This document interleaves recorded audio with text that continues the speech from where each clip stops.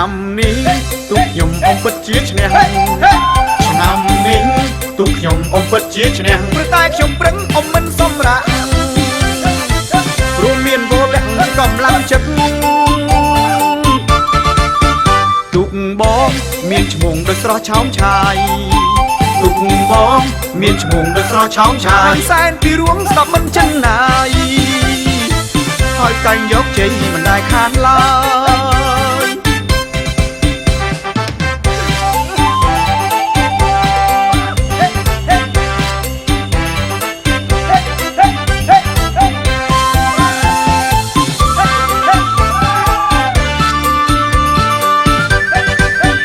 ទុកបងឈ្មោះថាបុប្ផាសែនជ័យ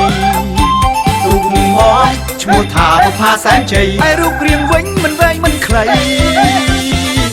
ប្រណាំងឥតភ័យមិនចាញ់ម្ដងណាប្រណាំងទុករួចចូលស្ដីជីវ៉ាប្រណាំងទុករួចចូលស្ដីជីវ៉ាបាត់រូបរាងបងមិនសូវសង្ហាតែជាកីឡាក៏ទុកសែនឆ្លើ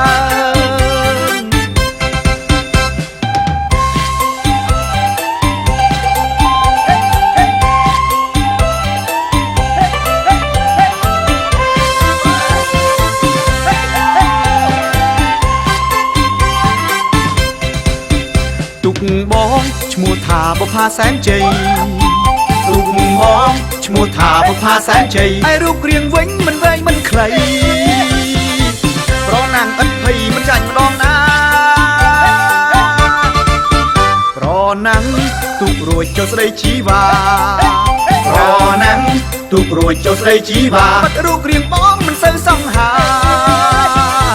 តែជាកីឡាក៏ទុកសែនឆ្លើយ